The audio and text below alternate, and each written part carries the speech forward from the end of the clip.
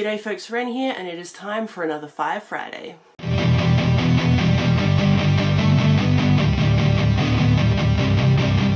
So, the end of the year is fast approaching, and if you're not quite up to your goal yet, or you just want to be the baddest of badasses and exceed your goal by a lot, here are some books that you could read really quickly because they're all under 200 pages. Now, most of these are ebooks, but I do have two that I physically own that are under 200 pages, so we'll start with those, shall we? So, coming in at 176 pages is What Moves the Dead by T. Kingfisher. I am obsessed with this book. I read it this year and it's on like my all-time favorites shelf now. It's amazing.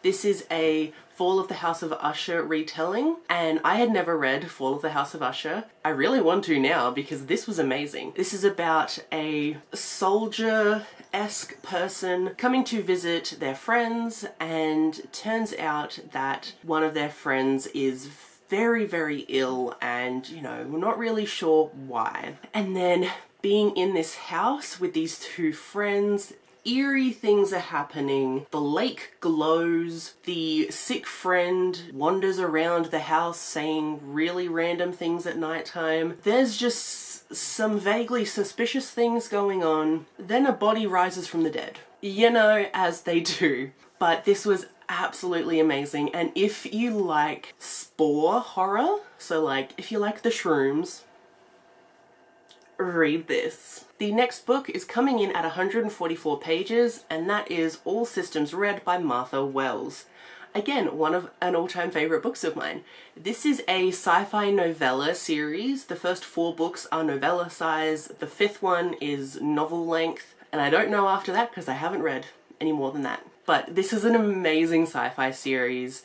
It's full of hilarity and like intrigue and kind of, if we're gonna get like philosophical about it, like what it means to have autonomy. Let's put it that way, shall we? But this is about Murderbot.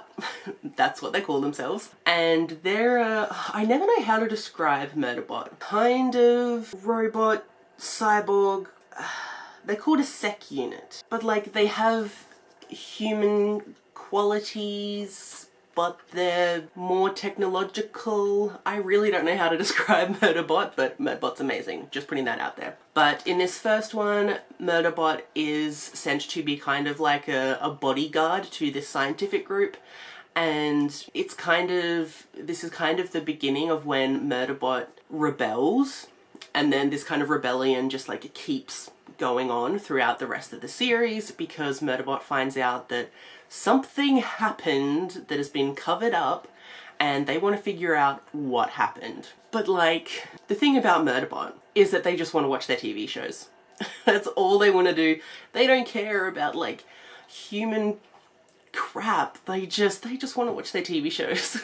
But it's just read it for the humour of Murderbot because they're amazingly funny. So coming in at 102 pages is Deal with the Demon by Chase Verity. This is we could say like a monster romance. So in this world there are literal demons that will like be hired to do things. And this single mother of 2 children, she's really struggling to make ends meet, and there is a business card that is like put on her front door one day, and it's like the link to this demon service. And she kind of accidentally summons the demon, and the demon's like, well, you gotta, like, I gotta do something. Like, it's my job, let me do something. And so what she does is she gets the demon to look after her children while she goes to her second job. It's just, like, it's so kind of wholesome and really beautiful. And then, of course, this woman ends up falling for the demon, and they have a relationship, and has some good like steamy moments, but just the adorableness of this demon like doing housework, you know, helping the kids with the homework and helping them like talk through some issues and caring for them. Like, it's so sweet. From memory, the demon was non-binary, potentially. I think the woman was bisexual and one of the kids was either bisexual or gay. I can't quite remember which one. It's just like queer family, really supportive of one another, helping each other through things, and just wholesome good vibes. So next up, coming in at 185 pages, is The Cavern by Alistair Hodge. This is a short horror, and it's also Australian, which love that. This is about this small town and these scientists. Were they scientists or just like cave explorers?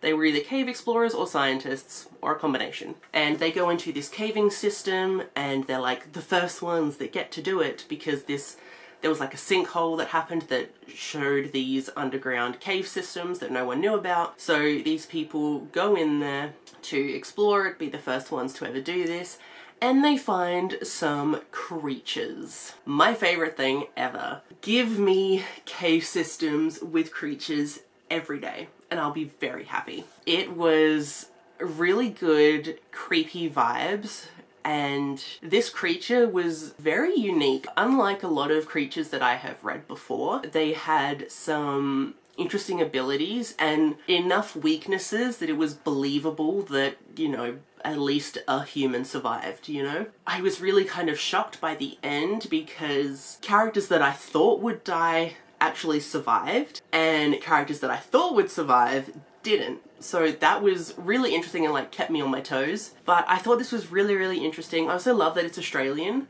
I need to read more like Australian horror, because that was a vibe. I very much enjoyed that. And then the last book under 200 pages for this 5 Friday video is Of the Wild by E. Wamheim. This is like a found family fantasy novella thing. I will say I wished it was longer, because I wanted more answers. I wanted to know more about this world and more about all of these kids. But this is about a creature of the forest who goes to save human children from being neglected, abused, mistreated in any way.